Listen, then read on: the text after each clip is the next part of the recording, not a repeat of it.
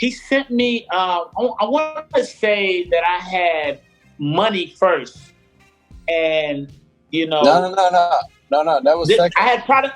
You had the other one first, and you kept saying you were going to get to it, and then you never did. And then after you finished the product of my environment, then you were like, I asked you again, had you done it? You were like, no, I need to sit with it. And the next day, you were like, oh man, it just hit me. I sat down and it just hit me, and then that was it. And then I found the Family Guy skits, and that was it. So and it was crazy because, like he said before. It was I don't want to put this on myself, but it was prophetic because I was talking about how taking away guns and, they're talking about defunding the police and just how violence affects money so much. And that record really touched my soul. And the product of my environment, I was really just speaking on how, everyday guys, I'm a kid, I was a black kid, just, with the whole world ahead of me, and just your environment, you see people, selling crack, or you see people going to their jobs every day. You see some people going to college, and it's just like everybody feels like you're a product of their environment. But the actual truth in that song is you're really a product of who the fuck you want to be. It doesn't really matter where you come from. What matters is how you perceive and understand what's going on in your environment. And that's what that record was about. Because it's like, I was able to dip and dabble in certain things that weren't the best for my life. But I didn't end up locked up. I didn't end up a bad person. I didn't end up in a lot of situations that a lot of my peers had to go through.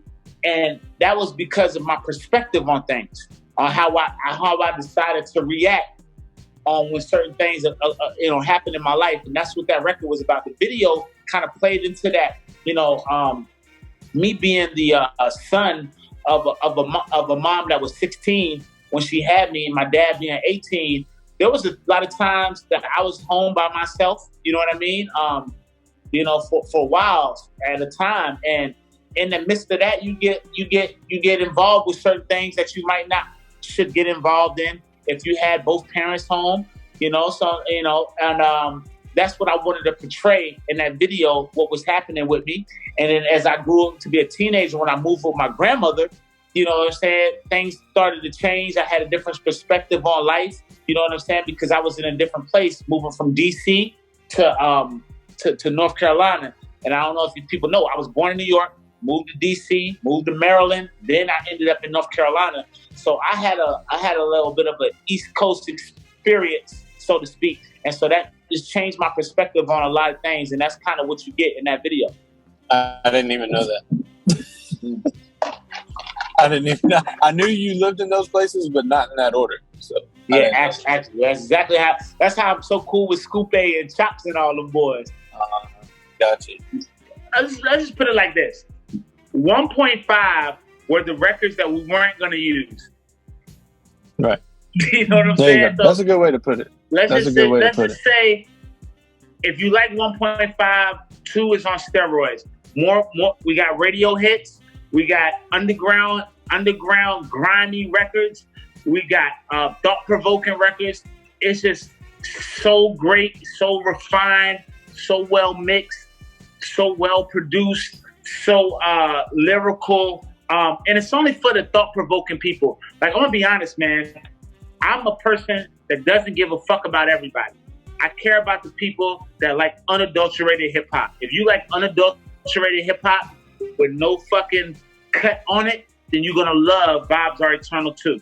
And that's just the truth about that. Yeah, I'll second that. I'm gonna just leave it at that too, because I think that's the only way to put it till you hear it. It's probably the best way to put it.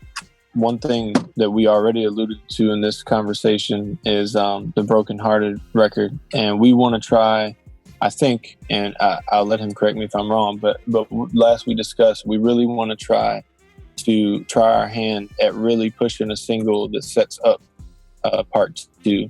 And that's the plan. I mean, you should hear something from us in the next 2 or 3 weeks. Honestly, we're gonna do a visual coming up for M.A.G.A. And I think you guys will really enjoy that. So we really want you to dive deep into that record, and then that'll set you up for something a little bit more lighthearted.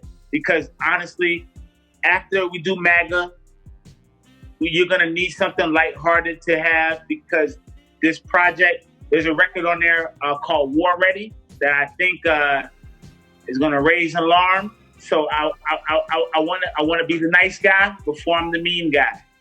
Yeah, there we go. That's a good way to put it too. Does that make sense, J-Mac? Yeah, that's a great way to put it. You know, I'm just excited, man, that VR2 is coming out, man. It's been a long time.